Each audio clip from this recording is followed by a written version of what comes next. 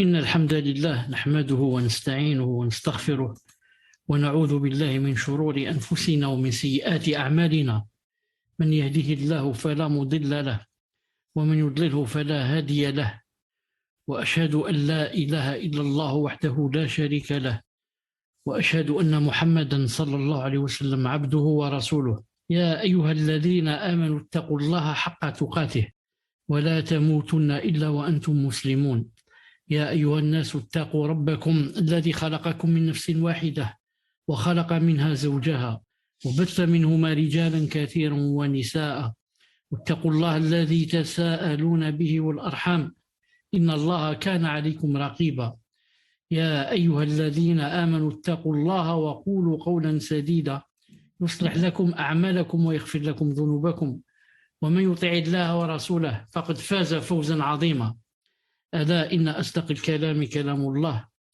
وخير الهدي هدي محمد صلى الله عليه وسلم وشر الأمور محدثاتها وكل محدثة بدعة وكل بدعة ضلالة وكل ضلالة في النار أما بعد حياكم الله عز وجل dans le 4e cours des règles du jeûne بإذن الله سبحانه وتعالى. On a déjà fait 3 cours, on est toujours dans les conditions du siyam.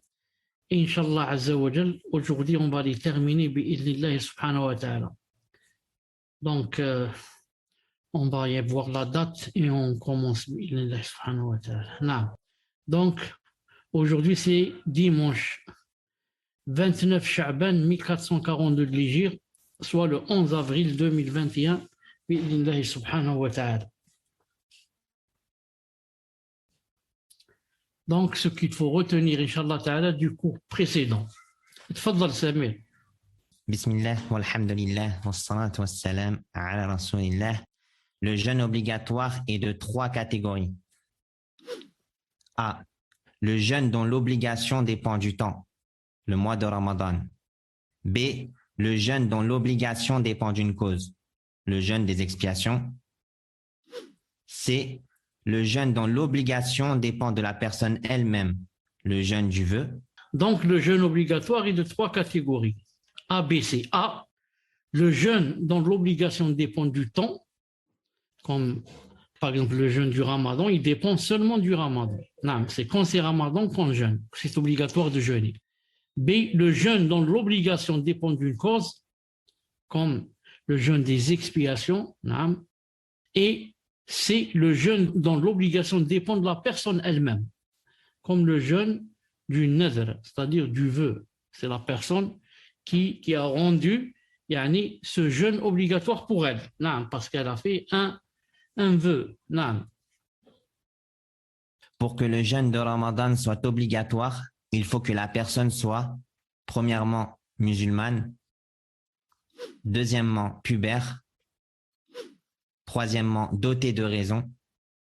Quatrièmement, capable physiquement.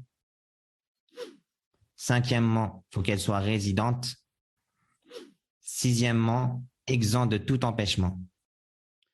Donc, pour que le jeûne soit obligatoire pour une personne, il faudrait des conditions. Un musulman, le kafir, ce n'est pas, même si le jeûne n'est pas accepté de lui. Le pubère, ce n'est pas obligé pour lui.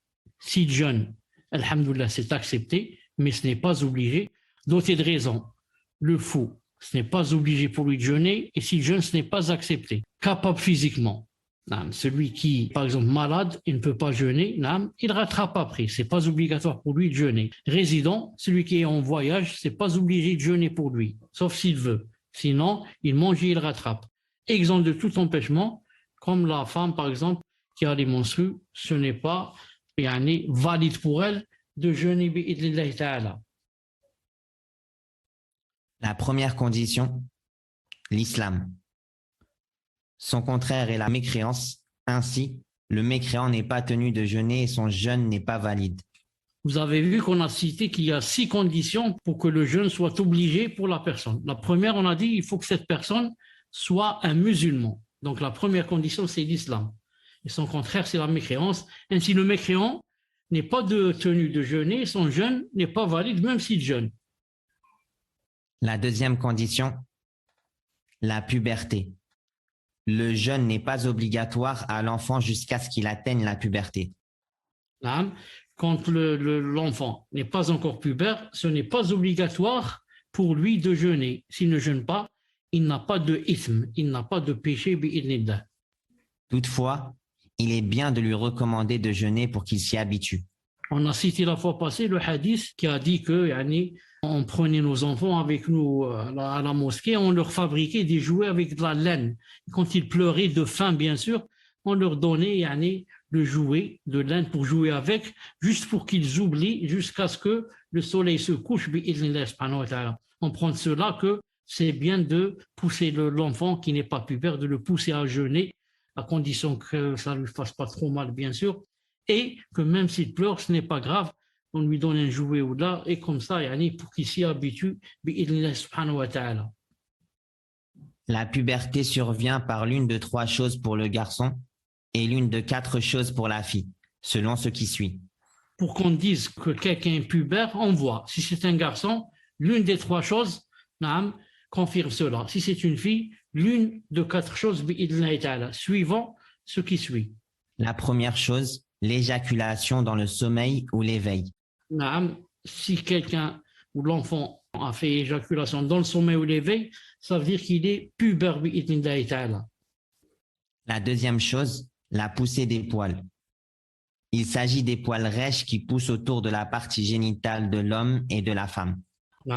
Ce n'est pas aïb que la mère, par exemple, regarde dans ces choses-là pour être sûr que son enfant est devenu pubère ou pas, parce que lui, peut-être qu'il ne sait pas ou il ne remarque pas. Et bien sûr, c'est le ramadan, il ne va pas jeûner. Il ne sait pas qu'il est pubère et que c'est obligé pour lui de jeûner et que s'il ne jeûne pas, il a de ism. La troisième chose, atteindre 15 ans. Si quelqu'un a atteint 15 ans, qu'il ait des poils rêches ou pas, que la fille ait des menstrues ou pas, ça veut dire l'enfant est pubère. Éjaculation ou pas éjaculation, l'enfant est pubère s'il a atteint 15 ans. On a cité le hadith d'Abdullah ibn Omar qui a dit qu'il est parti avec le prophète islam pour combattre. Quand il a su qu'il avait 14 ans, il n'a pas accepté. L'année d'après, il est revenu là avec 15 ans, il l'a accepté. L'année du Khandaq, bi'idnillahi ta'ala. La quatrième chose, il s'agit des menstrues par rapport à la fille. Et ceci est propre à la fille. Si une fille a des menstrues, même si elle n'a pas 15 ans, même si elle n'a pas de poils, même s'il n'y a pas d'éjaculation, elle est devenue pubère et c'est obligé pour elle de jeûner bi'idnillahi subhanahu wa ta'ala. Donc, pour que le jeûne de Ramadan soit obligatoire, il faut que la personne soit, premièrement, musulmane, deuxièmement, pubère, troisièmement, dotée de raison, quatrièmement, capable physiquement, cinquièmement, il faut qu'elle soit résidente, et sixièmement, exempt de tout empêchement. Et nous avons vu ensemble ce qui se rapporte aux 3 premières conditions. C'est-à-dire, premièrement, être musulman, deuxièmement, être pubère, troisièmement, être doté de raison. Aujourd'hui, par la grâce d'Allah subhanahu wa ta'ala, nous allons voir ensemble ce qui se rapporte aux 3 dernières conditions. C'est-à-dire, quatrièmement, être capable physiquement, cinquièmement, être résident, et sixième et dernière condition, être exempt de tout empêchement. La quatrième condition, être capable physiquement. Donc on a vu que pour que le jeûne devienne obligatoire, il faudrait 6 conditions. Alhamdoulilah, dans les cours passés, on a vu ensemble 3 conditions avec les détails. Maintenant, il nous reste 3 conditions à voir et c'est ceci, bi'idnillahi ta'ala, le cours d'aujourd'hui. Donc la 4e condition, être capable physiquement. La 4e condition est la capacité à jeûner et son contraire est l'incapacité. L'incapable de jeûner, il ne lui est pas obligatoire de jeûner au temps de l'obligation et il lui est obligatoire de rattraper. En raison de la parole d'Allah Ta'ala, فمن كان منكم مريضا أو على سفر فعدة من أيام أخر. Quiconque d'entre vous est malade ou en voyage devra jeûner un nombre égal d'autres jours. Al-Baqarah, verset 184. Notre religion, alhamdoulilah, est une religion de rahma, de miséricorde, qui est descendue du tout miséricordieux, le très miséricordieux, Azza wa Jal. Allah Azza wa Jal sait que des fois la personne est dans l'incapacité physiquement de jeûner. La personne est malade et il ne peut jeûner. Allah Azza wa Jal n'impose pas à une âme ce qu'elle ne peut pas. Donc, l'incapable de jeûner, il ne lui est pas obligatoire de jeûner autant de l'obligation. Mais il lui est obligatoire de rattraper en raison du verset qu'on vient de lire, bi'idnillahi subhanahu wa ta'ala. Naam. L'incapacité est de deux sortes. Premièrement, une incapacité occasionnelle dont on espère la guérison. C'est cette sorte qui est mentionnée dans le verset précédent. Comme le malade qui attend la guérison, il lui incombe de rattraper une fois guéri. Donc, celui qui est incapable se divise en deux sortes. Il y a une incapacité occasionnelle qui est venue à toucher la personne et va s'en départir, et ceci en espérant la guérison. Donc, la personne qui tombe malade et ne peut pas jeûner, mais sait que par habitude, il y a la guérison à cette maladie, comme dans le verset précédent. Donc, cette personne, qu'est-ce qu'elle fait? Elle mange et attend la guérison. Une fois guérie, il lui incombe de rattraper les jours qu'elle a mangé. Donc, l'incapacité se divise en deux. Incapacité occasionnelle et une autre. La deuxième sorte, c'est une incapacité permanente dont on n'espère pas la guérison. Comme le malade dont on n'espère pas qu'il soit guéri, le vieux avancé dans l'âge qui ne peut jeûner. Il est obligatoire, en substitut du jeûne, de nourrir pour chaque jour un pauvre. 1,5 kg de riz ou lentilles ou autre. La personne elle-même, quand elle est dans l'incapacité de jeûner, elle va voir. Est-ce que son incapacité est occasionnelle ou bien son incapacité est permanente? Si c'est une maladie occasionnelle dont elle va guérir, elle mange et elle attend qu'elle guérisse et elle rattrape. Mais si elle est atteinte, Allah subhanahu wa ta'ala, d'une incapacité permanente, dont on n'espère pas la guérison, comme le malade dont on n'espère pas qu'il soit guéri, il y a des maladies comme ça, et comme par exemple le vieux avancé dans l'âge, il ne va pas revenir marche arrière et devenir jeune. Donc, il ne peut plus jeûner.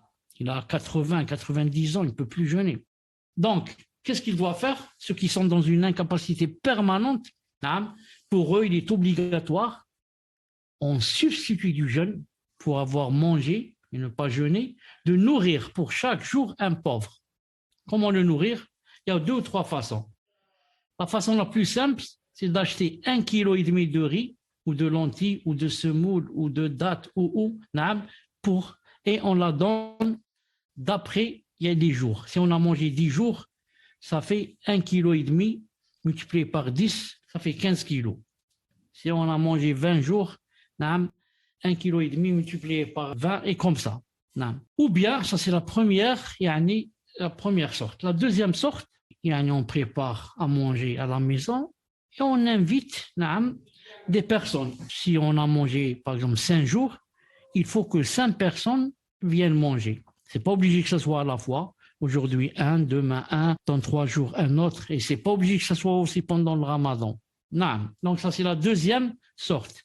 Au lieu de lui donner 1,5 kg de riz, qui est par exemple la chose la plus simple, c'est de préparer à la maison et de l'inviter. Et la troisième sorte, c'est de lui payer à manger dans un restaurant, par exemple. De lui payer à manger jusqu'à ce qu'il n'ait plus faim. Et comme ça, on fait nourrir les pauvres d'après les jours qu'on a mangé bi'idhnillahi subhanahu wa ta'ala. Ça, c'est pour l'incapacité permanente. Naam. Entre dans ce dernier cas également la femme enceinte et l'allaitante. Il leur est permis de rompre le jeûne en raison du hadith d'Anas ibn Malik al-Ka'bi radiyallahu ta'ala anhu, selon lequel le prophète alayhi salatu wassalam a dit: certes, Allah azza wa jal a enlevé l'obligation aux voyageurs de la moitié de la prière, et aux voyageurs, la femme enceinte et l'allaitante, il a enlevé l'obligation du jeûne. Sahih ibn Majah, tome 2, numéro 64. Donc, rentre dans ce dernier cas. Le dernier cas, c'est quoi? C'est l'incapacité permanente. Rentre aussi la femme enceinte et celle qui allait. Il leur est permis de rompre le jeûne en raison du hadith d'Anas ibn Malik, selon lequel le prophète a dit: certes, Allah Azza wa Jal a enlevé l'obligation aux voyageurs de la moitié de la prière et aux voyageurs, la femme enceinte et l'allaitante. Il leur a enlevé l'obligation du jeûne. Ce n'est pas obligé pour eux et pour elles de jeûner, mais bien sûr, ils doivent rattraper. La femme enceinte et l'allaitante, si elles craignent pour leur enfant ou pour elles-mêmes, donnent en nourriture et ne rattrapent pas. C'est l'avis donné par Ibn Umar et Ibn Abbas radiyallahu anhuma. Donc remarquez bien avec moi, la femme enceinte et l'allaitante, si elles craignent pour leur enfant, si elles craignent, donc ça veut dire que si elles ne craignent pas pour leur enfant ou pour elles-mêmes, elles ne peuvent pas ne pas jeûner, elles doivent jeûner, même si elle est enceinte, et même si elle allait, elle jeûne. Mais dans le cas où il y a crainte pour son enfant, si elle n'allait pas par exemple, ou si elle ne mange pas en étant enceinte, ou bien elle craint pour elle-même, c'est elle-même maintenant qui a des problèmes et des mashakil si elle ne mange pas, et aussi l'allaitante. Dans ce cas, elle mange et elle donne en nourriture et ne rattrape pas, parce que la plupart des savants disent elle rattrape, mais certains sahaba ont dit elle ne rattrape pas. Ils ont cité un hadith authentique, et c'est aussi bien sûr l'avis de Cheikh Al-Albani rahimahullah ta'ala qui dit elle ne rattrape pas. Abdullah ibn Umar radiyallahu anhuma a dit à propos de la femme enceinte, si elle craint pour son enfant, elle rompt le jeûne et nourrit pour chaque jour un pauvre, un moud de blé. Rapporté par Shafi'i dans son Musnad et jugé authentique par Al-Albani alayhi rahmatullah dans Irwa al-Ghalil. D'après Saïd ibn Jubayr, Ibn Umar et Ibn Abbas, la femme enceinte et l'allaitante rompent le jeûne et ne rattrapent pas. Jugé authentique par Al-Albani dans Al-Irwa, tome 4, numéro 20. Donc, d'après ces trois, radiyallahu ta'ala anhum, Saïd ibn Jubayr, Ibn Umar et Ibn Abbas, radiyallahu ta'ala anhuma, la femme enceinte et l'allaitante rompent le jeûne et ne rattrapent pas. On a dit tout à l'heure, à condition qu'il y ait crainte pour elle ou pour son enfant. Aussi, d'après Ibn Abbas, avec la version suivante, si la femme enceinte et l'allaitante craignent pour leur enfant durant Ramadan, elles rompent le jeûne et nourrissent pour chaque jour un pauvre, et elles ne rattrapent pas le jeûne. Entre parenthèses, le savant Cheikh Ferkous, hafidhahullah ta'ala, a dit: le bébé ne doit pas dépasser 5 mois. Si la femme craint pour l'enfant, on a dit qu'elle peut manger et rattraper. Mais quel enfant? Et quand est-ce qu'on dit de lui que c'est un enfant, ici ou pas? Cheikh Ferkous, hafidhahullah ta'ala, dit à condition qu'il ne dépasse pas 5 mois. Pourquoi? Parce qu'après 5 mois, il peut manger. On lui donne, je ne sais pas qu'est-ce qu'on lui prépare, je ne sais pas exactement c'est quoi, avec de la semoule, je ne sais pas, il lui prépare quelque chose, il la mange normal. Donc, elle ne craint pas pour lui. Mais 5 mois, on descend.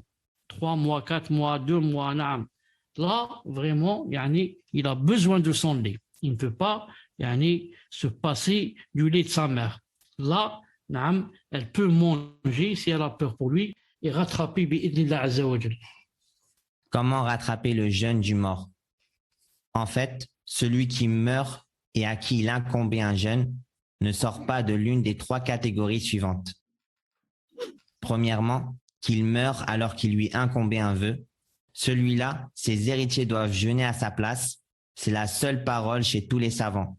En raison de sa parole, alayhi salatu wassalam, celui qui meurt tandis qu'un jeûne lui est incombé, ses héritiers jeûnent à sa place. Si quelqu'un meurt, comment on fait par rapport au rattrapage de celui qui est mort, il n'a pas jeûné ou n'a pas jeûné quelques jours? En fait, celui qui meurt et à qui incombé un jeûne, il ne sort pas de l'une des trois catégories suivantes. La première catégorie, s'il meurt alors qu'il a des dettes de jeûne, mais des dettes faites à cause d'un vœu. Il a dit par exemple, Ya Allah, si vous me guérissez, je jeûne par exemple une semaine. Et Allah Ta'ala l'a guéri, et il n'a pas jeûné, il est mort. Non. Donc, on parle maintenant de celui qui est mort et il a laissé derrière lui des dettes venant d'un vœu. Celui-là, ses héritiers doivent jeûner à sa place. C'est la seule parole, c'est-à-dire les savants sont unanimes pour dire cela. À cause du hadith du prophète sallam authentique, celui qui meurt, tandis qu'un jeûne lui est incombé, ses héritiers jeûnent à sa place. Celui qui meurt, le prophète sallam a dit ce hadith, son sabab, sa cause c'est quoi? C'est parce qu'on lui a dit que quelqu'un a fait un vœu, et il est mort, il n'a pas jeûné. Il a dit ce hadith, il a dit celui qui meurt, tandis qu'un jeûne, c'est-à-dire de vœu, lui est incombé, alors ses héritiers jeûnent à sa place. Ses héritiers, c'est qui? Ceux qui vont l'hériter. Peut-être son épouse, si elle est vivante, son père, sa mère, ses enfants. L'un d'eux jeûne par exemple sa place. Ou bien, ils se mettent d'accord, ils disent par exemple, son fils, il dit par exemple, moi je jeûne 3 jours. Sa fille dit par exemple, moi je jeûne 2 jours. Son épouse dit par exemple, moi je jeûne 4 jours. Et comme ça, le muhim, ses héritiers jeûnent à sa place. Que ce soit tous, que ce soit un, le muhim, les héritiers jeûnent à sa place. Même si, entre parenthèses, ce n'est pas obligatoire pour eux. C'est seulement recommandé. Car en islam, il n'y a pas quelqu'un qui fait une faute ou bien a des dettes et moi je paye à sa place. Mais comme c'est un héritier, je vais l'hériter et profiter de ce qu'il a laissé. En revanche, au moins, moi je lui rends aussi son bien. Il est mort, il nous a laissé des biens, et moi donc je dois lui rendre ce que je peux, au moins le délivrer des dettes qu'il a. Deuxième catégorie, que son excuse s'est poursuivie au rattrapage, jusqu'à mourir tout en étant incapable de rattraper son jeûne. Celui-là, il ne lui incombe rien, ni à ses héritiers, ni dans son héritage, ni jeûne, ni nourriture à donner. La deuxième sorte, c'est la sorte dans laquelle beaucoup de gens se trompent.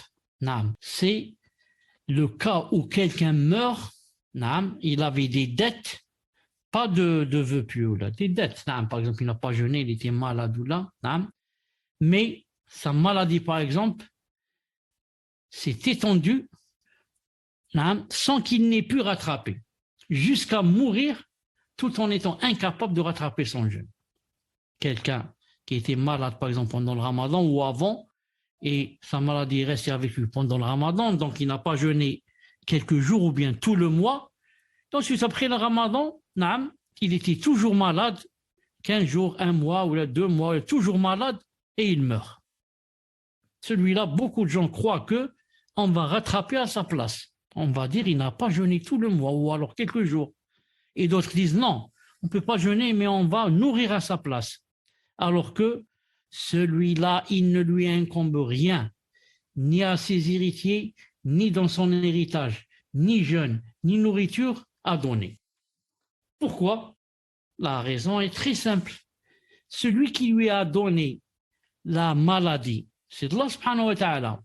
Alors lui-même, Allah azza wa jal, ne lui a pas donné l'occasion pour rattraper. Pour qu'il rattrape, il faut quoi? Il faut qu'il guérisse.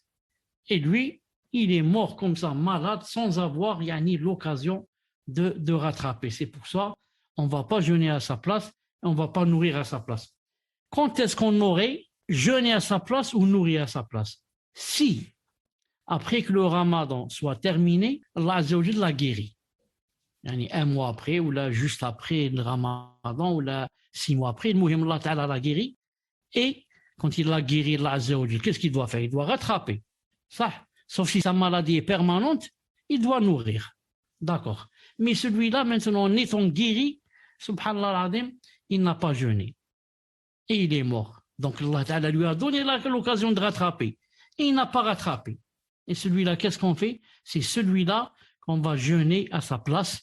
Ou alors, s'il avait une maladie permanente et qu'il ne peut pas jeûner, alors on va nourrir à sa place, Inch'Allah Ta'ala. La troisième sorte, Que son excuse ait disparu et qu'il ait eu la capacité de rattraper Ramadan, mais ne l'a pas fait jusqu'à mourir. c'est celle dont on vient de parler maintenant. Son excuse a disparu, alhamdoulilah, et il a eu la capacité de rattraper Ramadan, mais il ne l'a pas fait jusqu'à mourir. Le Cheikh Ibn al-Uthaymin, rahimahullah, a jugé prépondérant l'avis selon lequel ses héritiers doivent jeûner à sa place, contrairement à Cheikh al-Albani, alayhi rahmatullah. Donc ici, Cheikh Ibn Uthaymin rahimahullah dit quoi? Dit que ses héritiers doivent jeûner à sa place, parce que Allah Azza wa Jal l'a guéri et son excuse a disparu et il devait rattraper ou à la rigueur nourrir s'il ne pouvait pas rattraper, mais il ne l'a pas fait, il est mort. Donc, Cheikh Ibn Uthaymin dit, c'est comme dans le hadith, le premier hadith, celui qui meurt et a des dettes, ses héritiers, jeûnent à sa place. Il dit comme ça. Contrairement à Cheikh Al-Albani qui dit jamais on ne jeûne pour quelqu'un qui est mort, jamais on ne jeûne à sa place, mais on doit nourrir à sa place. Mais l'avis le plus fort, Inch'Allah Ta'ala, c'est l'avis de Cheikh Ibn Uthaymin, à cause du hadith, si quelqu'un meurt et qui a des dettes, Ali sallam a dit, il n'a pas dit des dettes de vœux, il a dit, celui qui meurt, il a des dettes, ses héritiers jeûnent pour lui. Dans sa généralité, sa globalité, tout jeune rentre dans cette globalité, bi'idnillah. La cinquième condition, la résidence.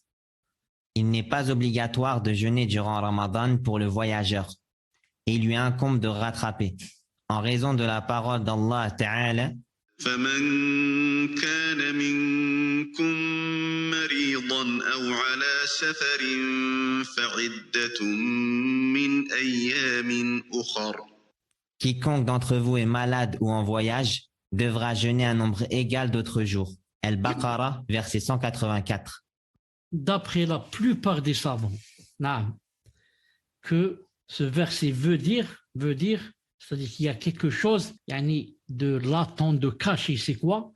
Quiconque d'entre vous est malade ou en voyage et à manger, c'est-à-dire n'a pas jeûné, devra jeûner un nombre égal d'autres jours. Sauf Ibn Hazm, rahimahullah ta'ala, qui a compris autre chose, il a dit non, il n'y a pas ici la phrase « et à manger » qui est cachée. Il a dit si il y avait « et à manger », Allah Ta'ala l'aurait descendu, on l'aurait lu dans le verset. Il a dit tant qu'il n'y a pas, nous, on s'accroche, on s'agrippe à ce qui est apparent. C'est pour ça que Ibn Hazm a dit quelque chose vraiment de gharib, de ajib aussi. Qu'est-ce qu'il a dit? Il a dit donc, quiconque parmi les musulmans, qui soit malade ou voyageur, n'importe quelle personne qui voyage, elle doit jeûner un nombre égal au jour où elle a mangé pendant le voyage, et même si elle ne mange pas. Il a dit quiconque voyage, il doit rattraper un nombre égal au jour où il a voyagé, parce que pendant le voyage, il doit manger, et s'il jeûne, ce n'est pas accepté de lui. Ce n'est pas valide, il a dit. Il a dit car Allah Ta'ala dit quiconque d'entre vous est malade ou en voyage, alors il devra jeûner. C'est-à-dire il rattrape. Sauf tous les grands savants, les autres qui ont dit non, c'est pas comme ça, c'est pas ce qu'a voulu dire Allah Ta'ala. Il a voulu dire quiconque d'entre vous est malade ou en voyage et il mange, alors celui-là il devra rattraper. Mais s'il ne mange pas, il ne rattrape pas. Ibn Hazm a dit non, même s'il ne mange pas, il rattrape. Alors on va voir que les hadiths sont contre lui. Bi'idhnillah Azza wa Jal. Quant au voyageur à qui il est pénible de jeûner, il lui est obligatoire de manger et rattraper. Compte tenu du hadith, ne fait pas partie de la piété le jeûne pendant le voyage. Maintenant, le voyageur, il y en a des sortes, au moins 2 ou 3 sortes.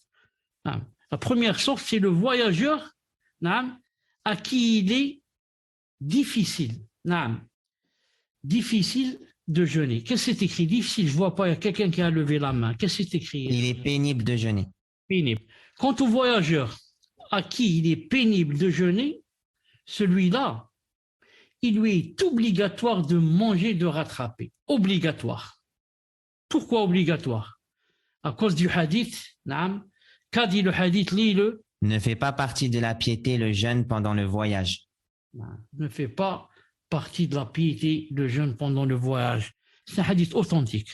Le prophète sallallahu alayhi wa sallam, une fois il était en voyage avec les compagnons, quand il s'est retourné comme ça, brusquement, il a vu quelqu'un tomber par terre, comme quelqu'un qui presque évanoui, les gens autour de lui en train de, comme on dit, ils lui mettent comme ça, pour que le vent lui arrive.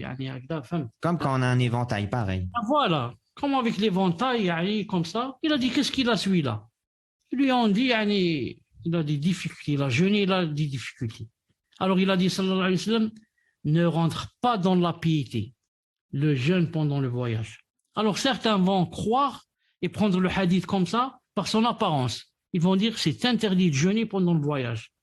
Pourquoi, mon frère, c'est interdit? Je te dis, le hadith authentique du prophète sallam ne rentre pas dans la piété. Celui qui jeûne pendant le voyage. Et nous, qu'est-ce qu'on va dire?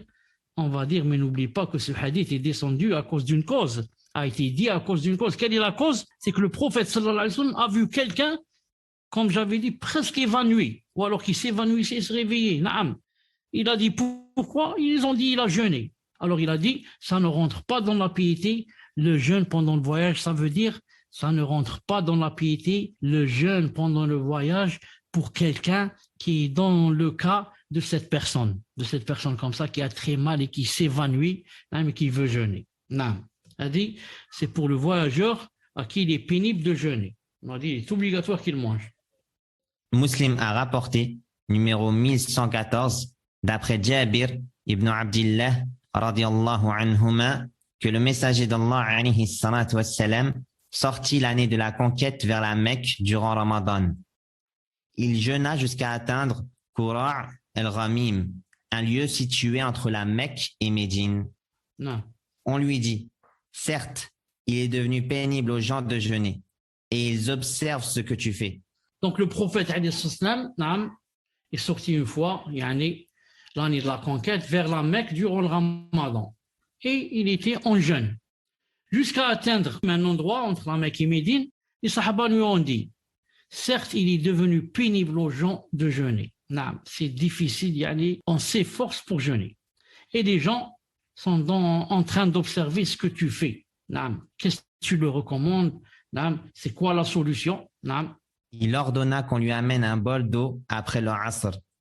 Il le leva jusqu'à ce que les gens le regardèrent, puis il but. Alors quand on lui a dit, les gens, il est devenu pénible pour eux de jeûner, qu'est-ce qu'il a fait, sallallahu alayhi wa sallam? Il n'a pas dit, ils doivent continuer. Non, c'est ça, ils doivent continuer, quitte à mourir. Non, il n'a pas dit ça. Alors il ordonna qu'on lui amène un bol d'eau. Après le Asr, regardez, il ne reste pas beaucoup pour le Maghrib, c'est après le Asr. On lui ramène un bol d'eau, il se leva. Pourquoi? Pour que les gens le voient. Non, il ne va pas le boire en cachette. Puis il but. Il but. Non, pourquoi? Parce que s'il va leur dire, par exemple, Naam, on m'a rapporté que vous avez des difficultés à jeûner. Vous pouvez boire. Ou alors vous avez des difficultés par rapport à la soif. Buvez, il n'y a pas de problème. Personne ne boirait. Ils vont dire, il nous a dit de boire, certes, mais lui, pourquoi il n'a pas bu? C'est pour ça que quand il boit, lui, le prophète alayhi salam boit et nous on ne boit pas. C'est pour ça qu'une fois le prophète alayhi salam dans le Hudaybiyah, ce qui s'est passé, il y a l'acte avec le Hudaybiyah, le pacte de Hudaybiyah avec les kuffars, et quand il est rentré dans sa tente, et il a décidé, il a dit aux Sahaba, vous pouvez vous raser, rasez-vous, personne ne s'est rasé. Il s'est mis en colère, il a dit la deuxième fois, rasez vos têtes ou vos cheveux, ils ne l'ont pas fait. Il est rentré dans sa tente vraiment en colère. Ensuite, je pense que c'est Salama radiyallahu ta'ala anha lui a dit, c'est simple, rase-toi, toi le premier, ensuite Allah donnera la solution. Il est sorti et il s'est assis sur une chaise, il a appelé le coiffeur et il a commencé à lui raser. Ensuite, les gens ont commencé à se bagarrer qui se rase le premier. Donc, quand les gens voient la personne et la prennent comme modèle, ce n'est pas comme ils entendent, c'est tout.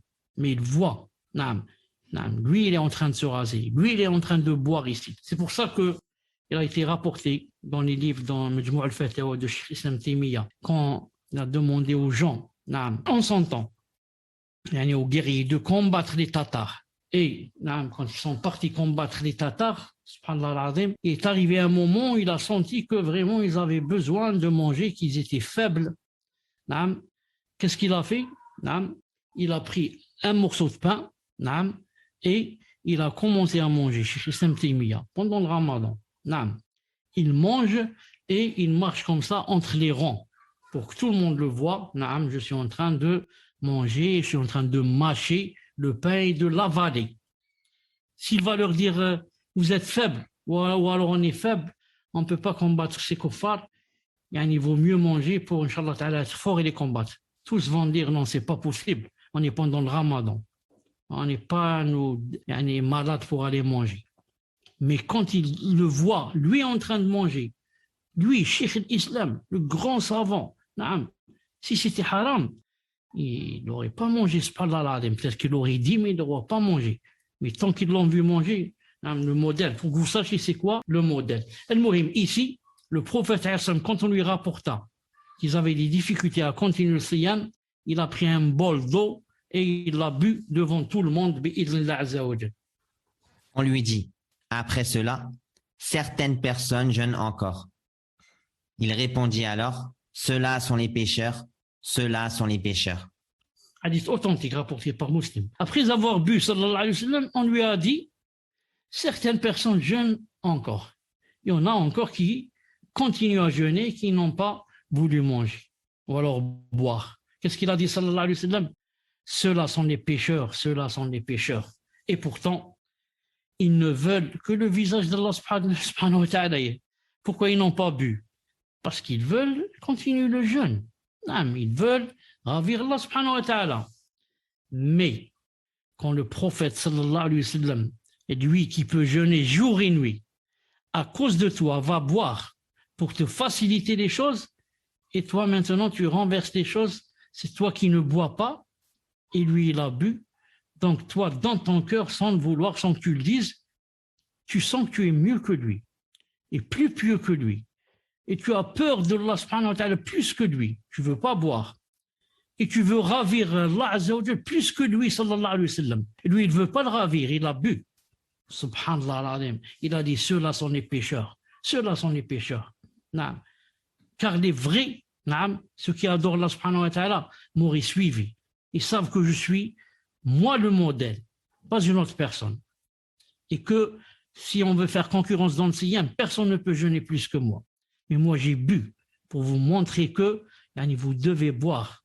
Et Allah Azza wa Jal aime qu'on prenne de ses roches, de ses permissions. Comme il aime qu'on s'éloigne de ses interdits. Il a dit, ceux-là sont les pécheurs, ceux-là sont les pécheurs, alors qu'ils ont voulu seulement continuer à jeûner. Quant à celui à qui il n'est pas pénible de jeûner pendant le voyage, les savants ont divergé dans la désignation du meilleur dans son cas, le jeûne ou la rupture. On a vu que le voyageur se divise au moins en deux sortes.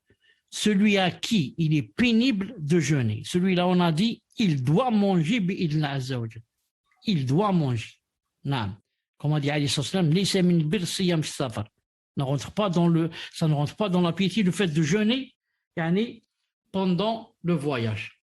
Maintenant, la deuxième sorte, celui à qui ce n'est pas pénible de jeûner. Quand je voyage, c'est facile pour moi de jeûner. Est-ce que le mieux dans ce cas, c'est le jeûne ou la rupture? C'est de jeûner ou de manger? Je dis bien, je ne trouve pas de difficulté, ou du moins, je ne trouve pas de grandes difficultés quand je voyage et je jeûne. Mais est-ce que c'est mieux de jeûner ou de manger? On a vu que Ibn Hazm a dit, c'est pas seulement c'est mieux, mais c'est obligatoire de manger. Ça, c'est Ibn Hazm. Mais nous, on cherche ce que disent la plupart des savants. Cheikh Ibn Uthaymin. Cheikh Ibn Uthaymin, alayhi rahmatullah, a choisi le jeûne pour les considérations suivantes. Donc, il y a une divergence en cela. Certains ont dit, il jeûne, c'est mieux, puisqu'il peut. Et d'autres ont dit, il mange, c'est mieux. Il mange, c'est mieux. Ceux qui ont dit, il mange, c'est mieux, ils ont cité quelques délits. Je n'ai pas rapporté ici leur avis, car j'ai rapporté l'avis le plus prépondérant, celui de Cheikh Ibn Uthaymin. Parmi leurs délits, ils ont dit, parce que, c'est une permission, et Allah Ta'ala aime qu'on prenne de ses permissions, alors on doit prendre ses permissions et manger, Inch'Allah Ta'ala. Mais ceux qui ont dit le mieux c'est de jeûner, comme Cheikh Ibn Uthaymin, voici leur délit, Inch'Allah Ta'ala. Premièrement, تصوموا خير لكم إن كنتم تعلمون. dans le Coran, sa parole ta'ala, selon une traduction du sens, mais il est mieux pour vous de jeûner. Al-Baqarah, verset 184. Donc ceux qui ont dit c'est mieux de jeûner, ils ont dit d'abord on a le Coran, délit dans le Coran, وَأَن تَصُومُوا خَيْرٌ لَكُمْ, mais il est mieux pour vous de jeûner. Ça c'est dans le Coran. B, numéro 2. Quant au hadith, le hadith de Abu ad-Darda, radiyallahu ta'ala anhu, comme dans Al-Bukhari, nous sortîmes avec le messager d'Allah, sallallahu alayhi wa sallam, lors d'un de ses voyages, durant un jour chaud, à tel point que l'homme posait sa main sur sa tête à cause de l'intensité de la chaleur. Aucun de nous n'était en état de jeûne en dehors du prophète alayhi salatu wassalam et Ibn Rawaha. Quant au hadith, ils ont dit on a un hadith authentique dans le Bukhari, comme quoi un sahabi a dit nous sortîmes avec le messager sallallahu alayhi wa sallam lors d'un de ses voyages. Durant un jour chaud, à tel point que la personne posait sa main sur sa tête pour que le soleil ne frappe pas la tête à cause de l'intensité de la chaleur. Le témoin du cours, aucun de nous n'était en état de jeûne en dehors du prophète sallallahu alayhi wa sallam de Ibn Rawah. Il a dit aucun de nous n'était en état de jeûne. Tous avaient mangé ce jour-là, vu la chaleur terrifiante, la chaleur, la canicule. Il a dit en dehors du prophète sallallahu alayhi wa sallam et de Ibn Rawah. Nous, c'est qui notre modèle? C'est les sahaba qui n'étaient pas en état de jeûne, ou bien c'est le prophète? C'est le prophète sallallahu alayhi wa sallam. Donc le prophète sallallahu alayhi wa sallam, comment qu'il était lors de ce voyage? Il était en état de jeûne. Il a dit, le prophète, en dehors du prophète sallallahu alayhi wa sallam et de Ibn Rawah. Il n'y avait qu'un seul sahabi qui avait jeûné, et le prophète sallallahu alayhi wa sallam. Donc voilà un délit parmi les hadiths que le prophète sallallahu alayhi wa sallam, pendant le ramadan, quand il voyageait, il jeûnait sallallahu alayhi wa sallam. C, quant à la raison. On va voir maintenant les délits de la raison. Premièrement, puisqu'accomplir l'adoration en son temps est prioritaire sur son accomplissement en dehors de son temps en rattrapage. Il y a une règle qui dit que faire une adoration en son temps, c'est prioritaire et c'est mieux que de la faire en dehors de son temps, c'est-à-dire de la faire en rattrapage. Par exemple, Allah Azza wa Jal, qu'est-ce qu'il nous a demandé pendant le jeûne? Il nous a demandé spécialement de jeûner un mois qui s'appelle le Ramadan, spécialement le Ramadan, pas un autre mois. Donc, c'est mieux et prioritaire de jeûner pendant le Ramadan, même si on est en voyage, et non pas de manger, ensuite rattraper en dehors de son temps. Pourquoi? Car accomplir l'adoration en son temps est prioritaire. Ils ont dit voilà le premier délit. Deuxième délit. Puisque l'accomplir en son temps est plus proche de se libérer de la responsabilité, car aucune âme ne sait quand elle mourra. Ils disent, si la personne va jeûner pendant le voyage, pendant le Ramadan, alhamdoulilah, elle vient de se libérer de la responsabilité dans le cas où la personne meurt. Si la personne meurt, elle a des dettes pour n'avoir pas jeûné alors qu'elle était en voyage. Elle a des dettes si elle a mangé. Même si, bien sûr, dans la niya, elle avait la niya de rattraper. Ça veut dire qu'elle n'a pas de péché. Elle n'a pas de péché pour avoir mangé. Mais quand même, elle est morte avec des dettes. Naam. Donc moi, quand je jeûne, naam, je me suis libéré de la responsabilité. Si je meurs, alhamdoulilah, j'avais jeûné. Troisièmement, puisque jeûner avec les gens est plus facile que de rattraper individuellement. Troisième dalil, quand tu jeûnes avec les gens, c'est facile.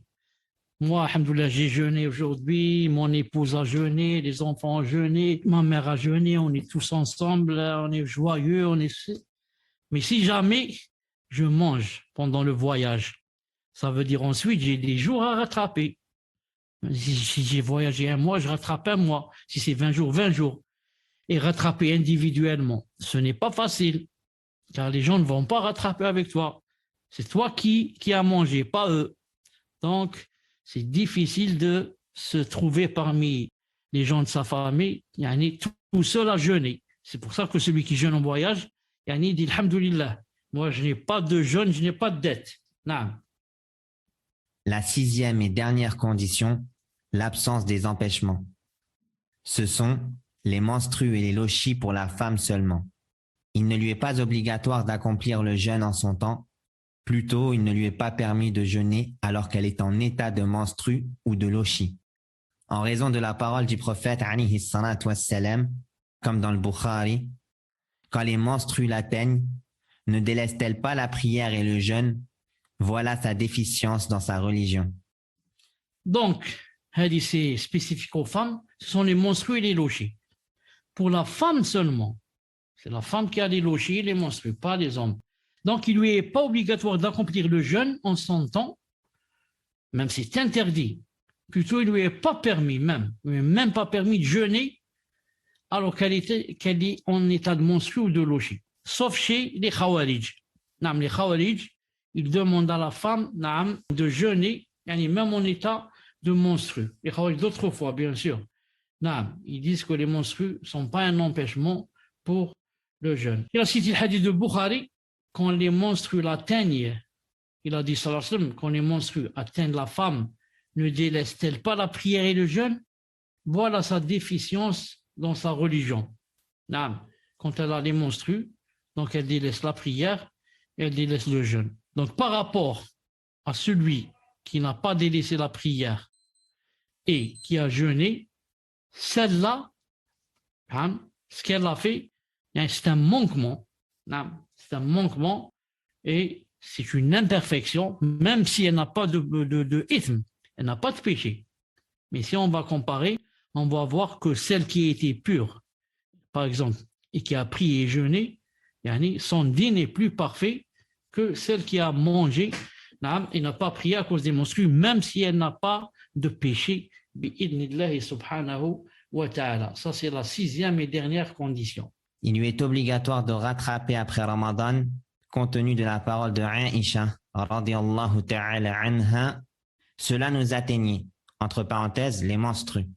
On nous ordonnait de rattraper le jeûne, mais on ne nous ordonnait pas de rattraper la prière, rapportée par Muslim. Certains savants ont dit par rapport à la réponse de Aïcha, quand on lui a demandé, une femme lui a demandé pourquoi on rattrape par rapport au jeûne, mais on ne rattrape pas par rapport à la prière. Personne ne sait exactement pourquoi. Pourquoi? Est-ce qu'il y a un hadith ou un verset qui dit pourquoi? Il n'y a pas. Non. C'est pour ça qu'elle a demandé à la questionneuse. Elle lui a dit Harouria, tu habites Haroura. Haroura, c'est connu comme c'est un fief des Khawarij. Elle lui a dit non, je ne suis pas Harouria.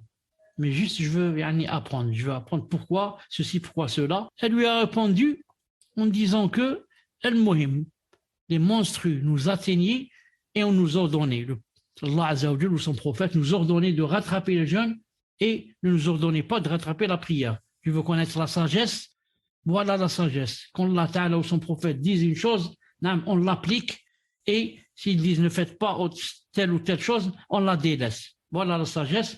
C'est-à-dire, c'est pas obligé de savoir exactement c'est quoi la sagesse. C'est pour ça que les savants disent, quand quelqu'un ne connaît pas la sagesse d'une chose, pourquoi exactement telle chose, mais tu ne connais pas la vraie sagesse, ils disent, on s'agrippe à la sagesse générale. Si on ne connaît pas la sagesse détaillée, on s'agrippe à la sagesse générale qui est quoi? Qui est l'adoration. Allah Ta'ala, on doit l'adorer et son prophète, on doit le suivre et ils nous ont ordonné quand on a les menstrues de rattraper les jeûnes et de ne pas rattraper la prière. Un point, c'est tout. On n'a pas fait ça de nos têtes. C'est ce que veut dire Aïcha radhiyallahu anha. On n'a pas inventé ça de nos têtes. Voilà, Inch'Allah Ta'ala, pour le cours d'aujourd'hui. On a terminé les 6 conditions bi'idhnillah azza wa jal. Et on va terminer, Inch'Allah Ta'ala, ce qui reste pendant les veillées du Ramadan. Inch'Allah Ta'ala, on va faire certains quiz aussi pendant les veillées. Inch'Allah Ta'ala. Si Allah azza wa jal allonge dans notre vie. Voilà ce que j'ai voulu dire. Si j'ai dit juste, ça vient d'Allah azza wa jal. Si j'ai dit faux, ça vient de moi et de mon jahl. سبحانك اللهم وبحمدك أشهد أن لا إله إلا أنت أستغفرك وأتوب إليك. السلام عليكم جميعا les admins et les autres. وعليكم السلام ورحمة الله وبركاته. شكرا الله لكم. آمين. جزاكم الله خيرا.